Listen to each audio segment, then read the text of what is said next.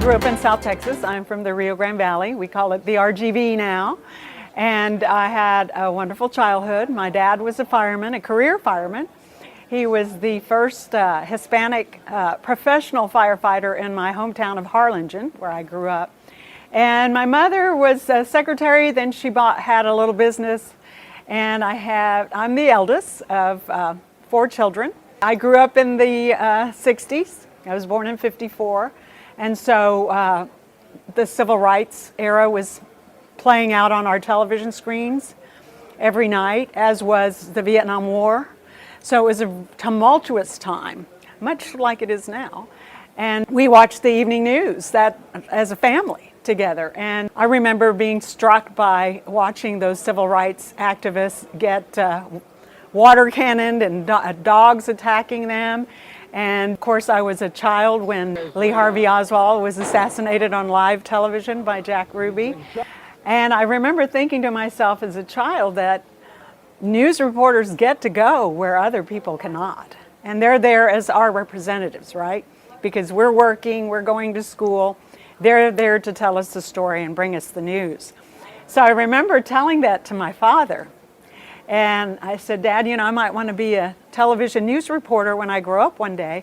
And he said, Mijito, you can't do that. That's a man's job.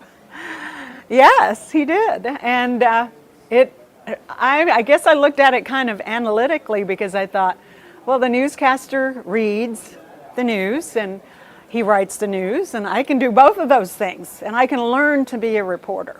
So I never let those words of discouragement hit me that way. I just didn't even consider them, because again, during that time, there were very few women on television.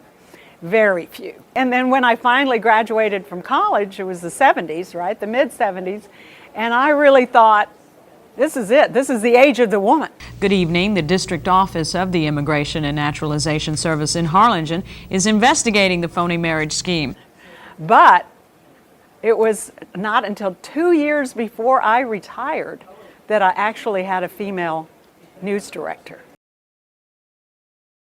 I happened to be talking to some camera crew from CBS News, the network, and one of the cameramen asked me how many times I'd been married.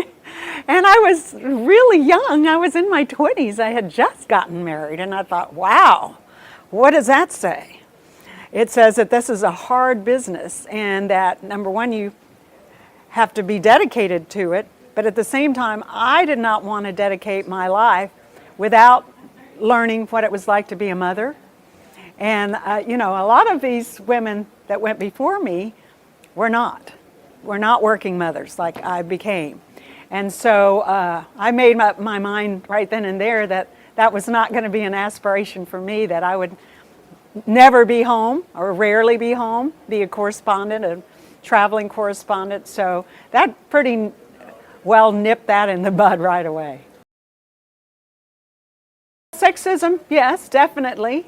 I did witness sexual harassment of other women when I was working, but not of myself. And I often wonder why, and maybe it's because I projected this all business kind of attitude. I mean, even some of my coworkers back in the day hit up on me, but they weren't not my bosses, but they still made advances that were improper. But I wouldn't call it harassment. I would just call it being a bad guy, right? So, but sexism, coming to a very competitive newsroom like this was, I was somewhat of a wallflower at first, because I did feel like a little fish in a big pond, and I had to find my own way. So I do believe that I have seen sexism, in other words, men getting preferential treatment, but not so much anymore. You see a predominance of women now in this business, and that's the way it should be. This is the News 8 Update with Gloria Campos. From covering the president of the White House to anchoring Super Bowl week, Gloria has had some unique moments. For years, Gloria produced a segment called Wednesday's Child. It was a program to help adoption of older children. One moment in particular brought national attention when a young man named Keontae Cook, who had some adoption difficulties, Well, he was brought from backstage to surprise Gloria. One kid's thanks. And almost immediately, that video went viral.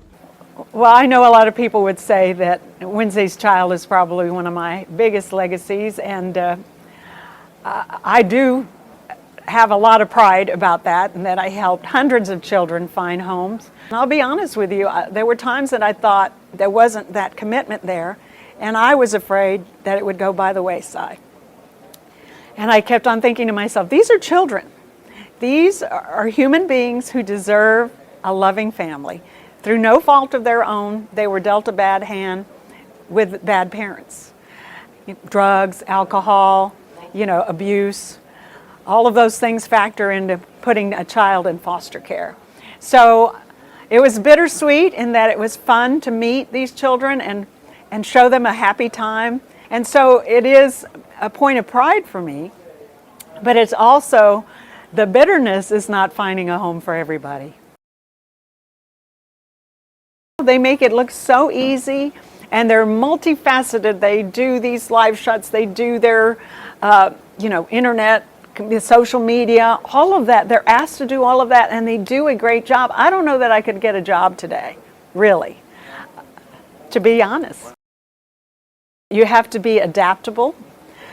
We saw tremendous change just in the years that I was in television. We did film, we did videotape, then we went digital.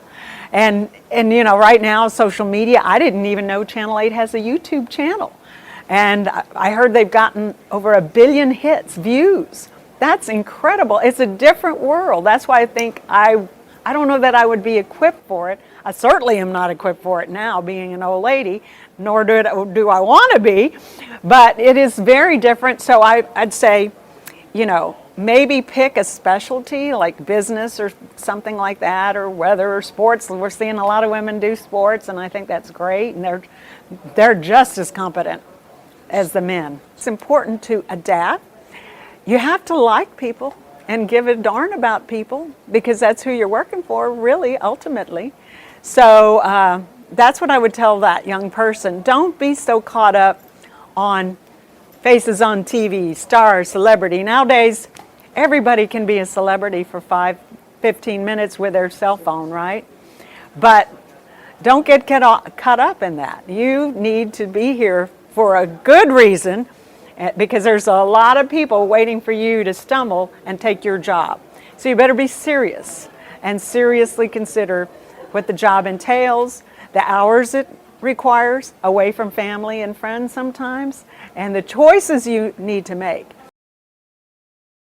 I did remember feeling like a duck out of water when I came here. It was a very heavy white area, and like I said, most of my coworkers were white, and I grew up in the valley, and most everybody looks like me. Many speak Spanish. That was my first language, and so I did feel a little out of place at first, and about the first year is really hard. I think you're the newbie, and I remember my first night, I thought I was going to shadow somebody. No, they put me on the air. I think I had the lead story at 5 o'clock that day, and I just wasn't ready for that. But you adapt. I had ups and downs. I did my best, and I tried to give it to you straight every single night, and give it to you honestly, fairly, and accurately. Now I can see the world from my perspective, and maybe I brought a little bit of that when I joined this newsroom, in that there weren't not a lot of Hispanics here.